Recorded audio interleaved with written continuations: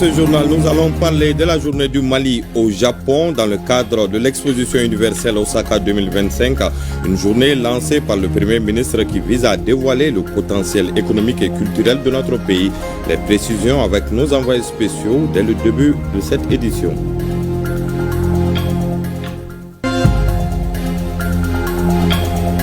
Les Aigles Dames vont jouer ce soir la finale de l'Afro-Basket féminin. En demi-finale, nos basketteuses ont été sans pitié du Soudan du Sud, battues 76-50. Le compte rendu de la rencontre et les enjeux de la finale avec nos envoyés spéciaux. Très heureux de vous retrouver, mesdames et messieurs, bonjour et bienvenue aux informations. Visite du Premier ministre, chef du gouvernement à Osaka, au Japon. Le général de division Abdoulaye Maïga a lancé la journée nationale de la République du Mali. Cette journée dédiée au Mali économique et culturel s'inscrit dans le cadre des activités de l'exposition universelle Osaka 2025. Une exposition placée sous le thème « Concevoir la société du futur, imaginer nos vies de demain ». Plus de 150 pays prennent part à l'expo. Les précisions avec nos envoyés spéciaux à Osaka, Mamari Kone et Aliou Touri.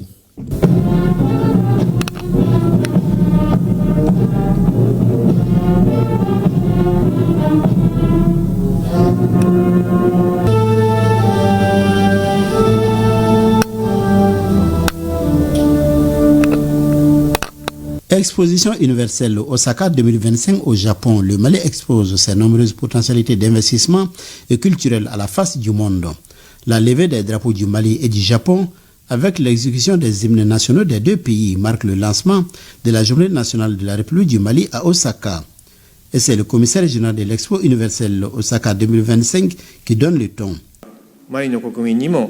Depuis son indépendance en 1960, le Japon et Mali entretiennent des relations amicales de longue date. Par ailleurs, des échanges culturels et humains se multiplient entre les deux pays.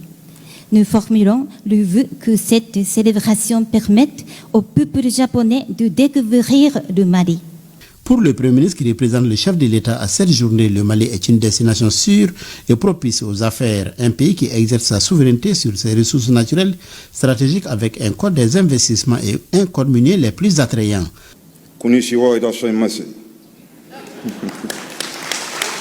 Osaka, symbole du rendez-vous du donner et du recevoir, la délégation du Mali n'est pas venue ici les mains vides. Dans nos stands, vous avez eu l'opportunité de vous rendre compte de la qualité des produits locaux made in Mali, d'apprécier le dynamisme et la disponibilité de nos opérateurs économiques à monter des projets structurants et à s'engager dans la création de joint ventures avec leurs homologues du Japon et d'ailleurs. Je voudrais inviter le ministre de l'Industrie et du Commerce à organiser la deuxième édition du Business Forum Mali-Japon à Bamako. Le Premier ministre a salué la tenue du premier Business Forum Mali-Japon, un cadre qui permet de donner des informations de première main sur le Mali. Les narratifs négatifs véhiculés par certaines puissances néocoloniales n'ont d'autre dessein que de freiner notre marche inexorable de notre peuple pour sa souveraineté véritable sur ses ressources naturelles. Le Mali fait face à une campagne de désinformation inédite pour notre choix politique et notre engagement à assurer notre souveraineté.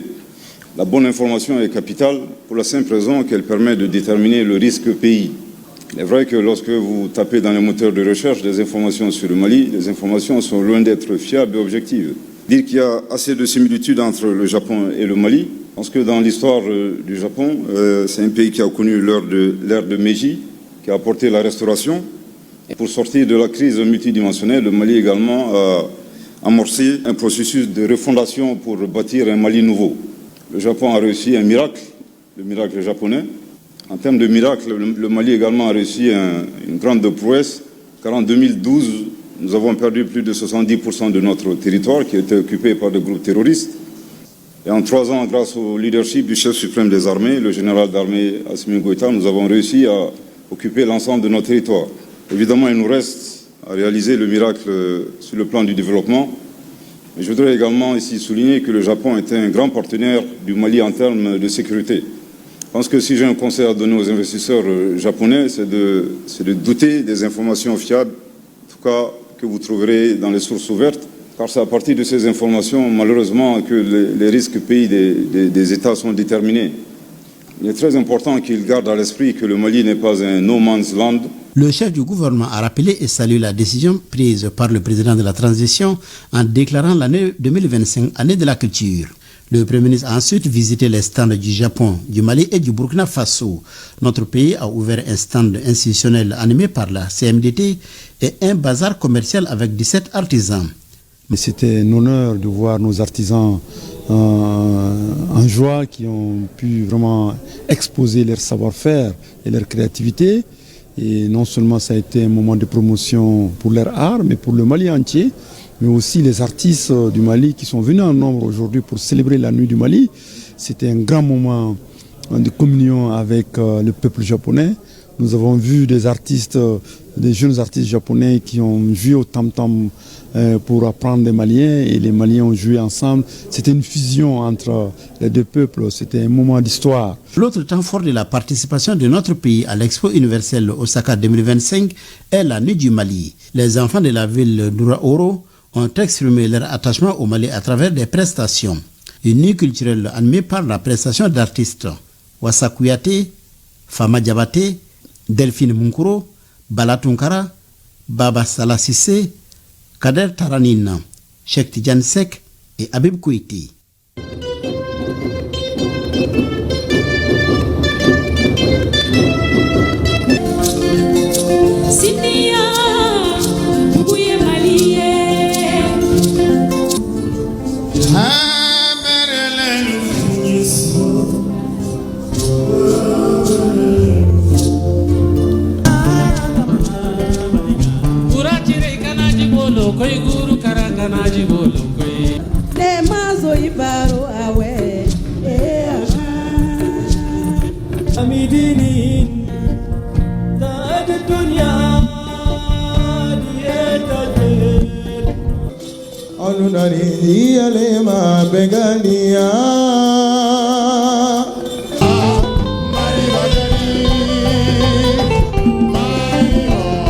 Des prestations appréciées par l'assistance. Le commissaire général de l'Expo a offert un dîner à la délégation malienne. Des échanges de cadeaux ont mis fin à la cérémonie. Voilà, le Mali magnifié à l'Expo Osaka 2025 à travers son dynamisme économique et sa richesse culturelle. Le 1er août, les Béninois vivant au Mali se sont rassemblés pour célébrer le 65e anniversaire de l'indépendance de leur pays. Cet événement, qui commémore la libération du Bénin du colonialisme, a permis à la diaspora de se retrouver, de célébrer leur identité et leur culture. À cette occasion, la communauté béninoise a fait don de plus de 3 millions de francs CFA en soutien à l'armée malienne. Les explications avec Moussa Kamara. La célébration de l'indépendance du Bénin est un moment fort pour les Béninois où qu'ils se trouvent dans le monde.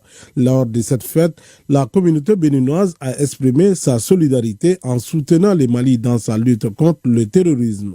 Cette contribution est le fruit d'une cotisation volontaire et spontanée de nos compatriotes vivant ici au Mali.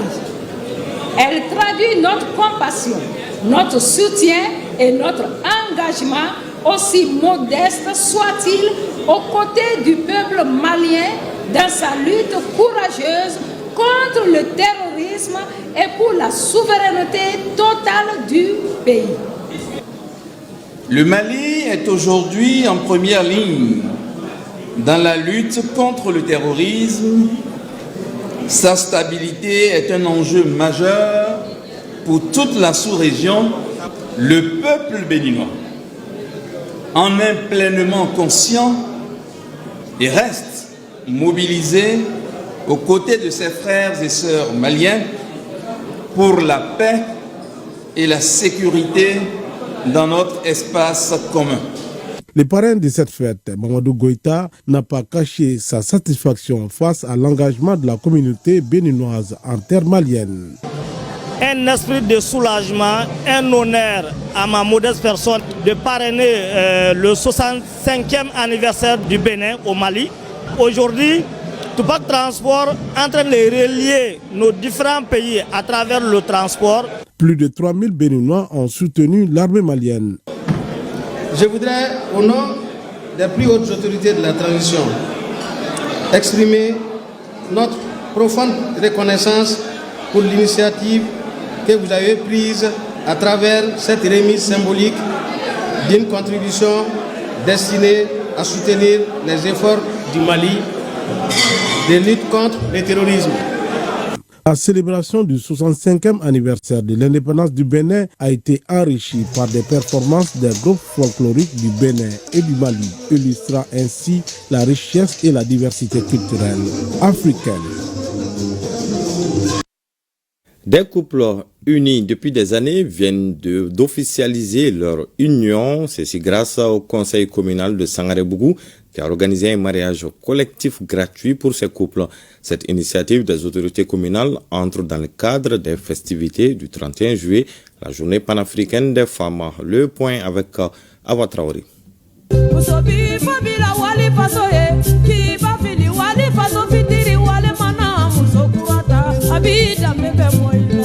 50 couples de tous âges se sont dit oui pour le meilleur et pour le pire devant l'officier d'état civil de Sangaré-Bougou, tous vêtus en basin blanc, Kabayi Koulibaly, marié religieusement depuis plus de 3 décennies, n'a pas caché sa joie.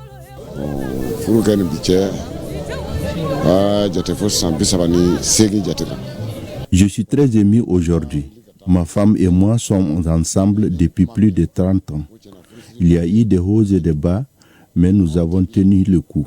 Ce mariage civil facilitera beaucoup de choses pour nous, notamment les démarches administratives. J'encourage tout le monde à faire le mariage civil. Notre union est scellée depuis plus de 20 ans. Je suis vraiment content aujourd'hui de venir devant les maires pour officialiser notre relation. Permettre aux couples d'officialiser leur union afin de bénéficier de plusieurs avantages est la volonté manifeste des autorités communales de Sangaré-Bougou. Cette action s'inscrit dans la mouvance de la célébration de la journée panafricaine de la femme. Nous avons organisé ce mariage collectif gratuit ce jeudi 31 juillet pour célébrer la femme que nous sommes. Nous savons tous que le mariage civil donne des avantages sociaux, surtout pour la femme. Les frais que les couples doivent payer habituellement à la mairie ont été pris en charge par des partenaires. Cela afin de soulager les mariés.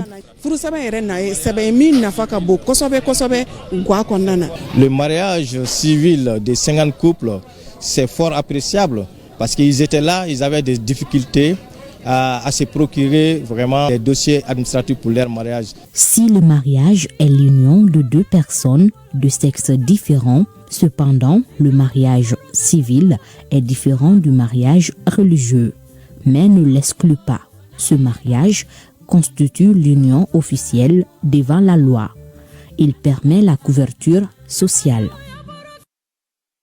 Heureux ménage donc à ces différents couples. À Sikasso, 108 tonnes de produits avariés ont été saisis entre 2022 et 2025 par plusieurs directions régionales, dont celle du commerce et de la concurrence.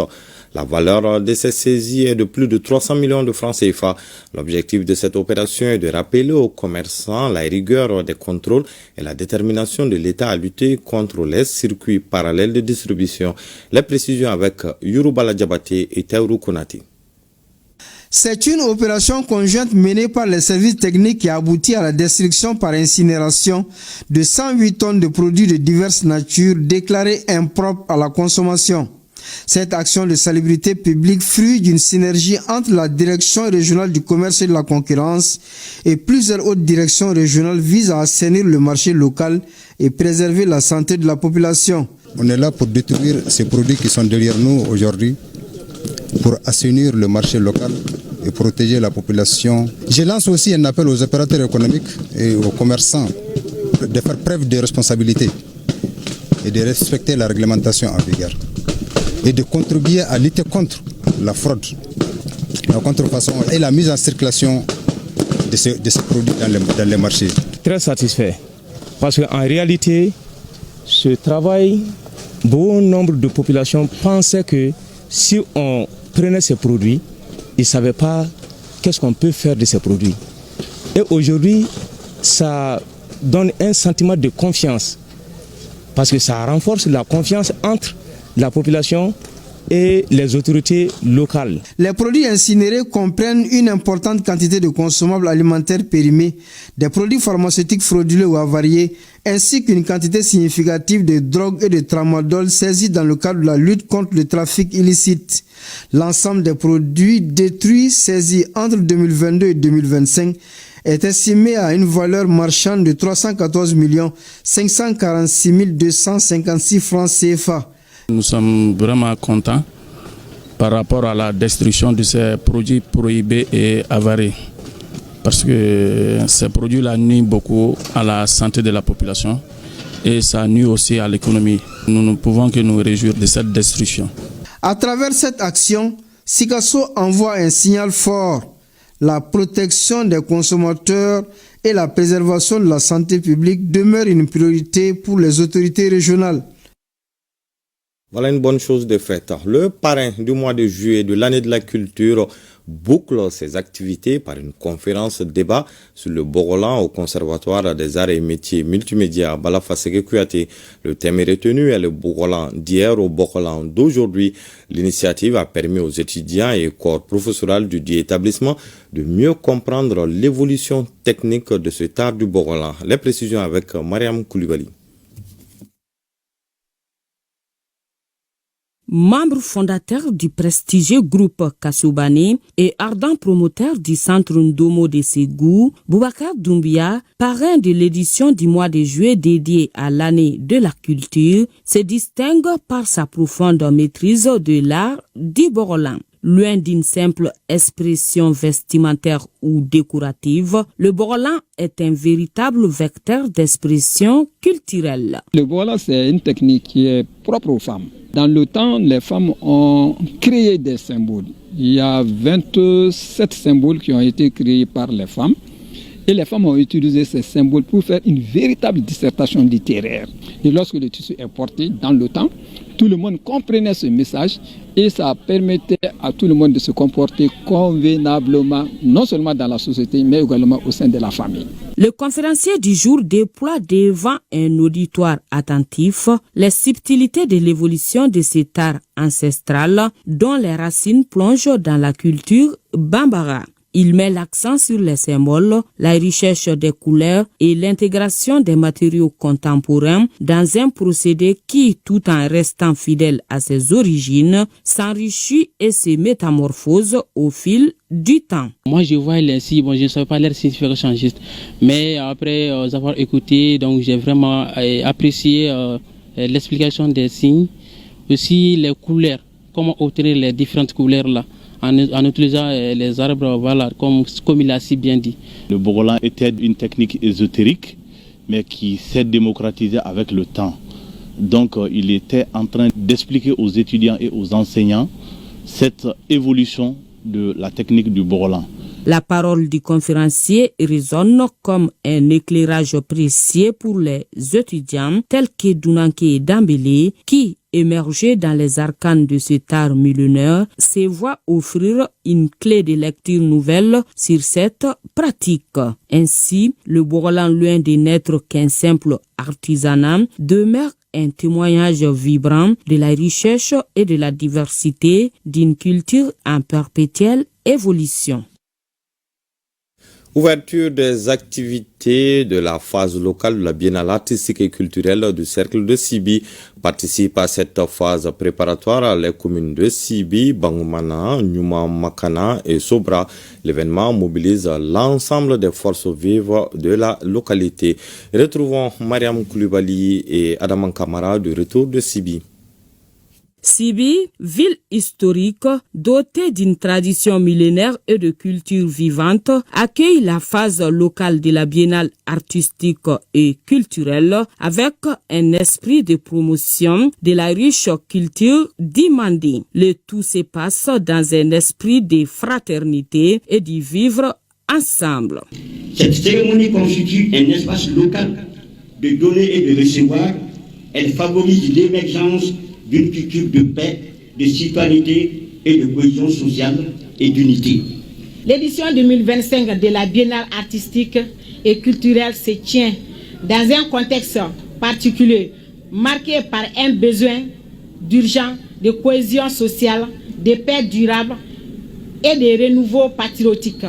La rencontre de 2 jours enregistre la participation de l'ensemble des 4 communes du tout nouveau cercle de Sibi, à savoir Sibi, Bankoumana, Nyuma Makana et Sobra. Les différentes troupes vont se mesurer dans 5 disciplines qui sont l'ensemble instrumental traditionnel, le solo de chant, la pièce de théâtre, la musique d'orchestre et la danse traditionnelle. C'est appréciable, c'est bien.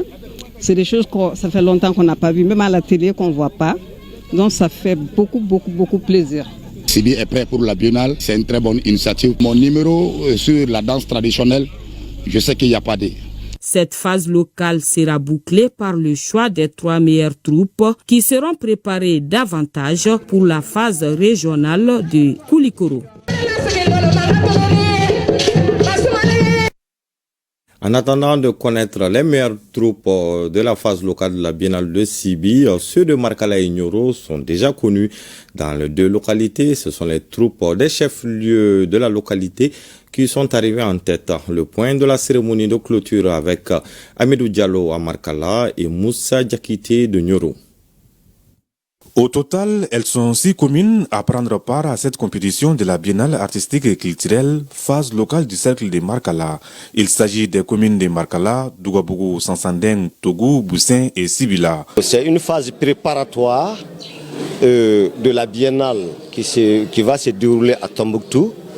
Donc nous sommes à la première phase, qui est la phase locale, et faire ressortir les talents des artistes des 6 communes du cercle de Markala. Et enfin préparer ces artistes pour la phase régionale. Durant 2 jours, les troupes communales ont compéti dans 5 disciplines, à savoir l'ensemble instrumental traditionnel, le solo des chants, la pièce de théâtre et la danse traditionnelle. Il me soit donc permis de saluer et magnifier votre présence, votre participation active à ces 2 jours de manifestations culturelles et artistiques riches en sons et en couleurs. Vous êtes venus non pour faire plaisir au gouvernement, mais pour l'intérêt que vous portez au développement d'une culture locale démocratique. Je puis affirmer ici, en ma qualité de préfet, que l'événement aura permis de combler les attentes, du moins au plan organisationnel, aussi bien dans la forme que dans le fond. À l'issue des résultats, les communes de Markala, Sansandeng et Dougabougou occupent les 3 premières places. Et les regards sont tournés sur Ségou pour la phase régionale de la Biennale artistique et culturelle Tombouctou 2025, placée sous le thème « La culture, socle pour l'ancrage de la 4e République ». Après une semaine de compétition dans les disciplines comme le chant, la danse, le théâtre et la musique, le bateau de la phase locale de la Biennale artistique et culturelle Tombouctou 2025 est finalement arrivé à bon port à Nyoro du Sahel. 10 communes sur 15 ont répondu présentes à ces rendez-vous culturels. La Biennale contribue à renforcer l'image culturelle de notre région. Elle est un espace d'échange, de débat, de conférences et favorise la construction citoyenne par la culture, renforçant ainsi le capital culturel. Ces avantages font de cette activité un levier important pour le développement culturel, social et économique de notre région. Au classement général, la commune urbaine de Nyoro s'est taillée la part du lion. Elle est suivie de Simbi, de Djem et de la commune de Irere qui a occupé la 3e place. Les différentes prestations ainsi sélectionnées serviront de base pour les préparatifs de la phase régionale. Les attentes ont été comblées. Je félicite les troupes des différentes communes pour leur participation de qualité, les forces de défense et de sécurité pour la sécurisation de la rencontre.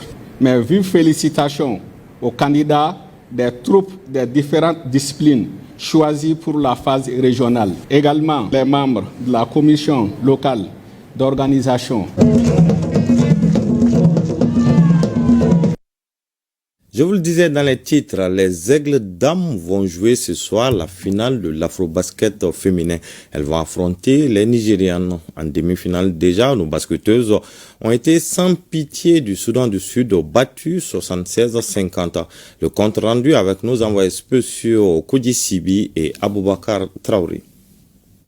Retrouvailles entre Maliennes et Sud-Soudanaises après une première rencontre de phase de poule. Cette fois-ci, c'est un match coupé. Les Aigles Dames déjà avertis corsent d'entrer la défense et ont la main en attaque.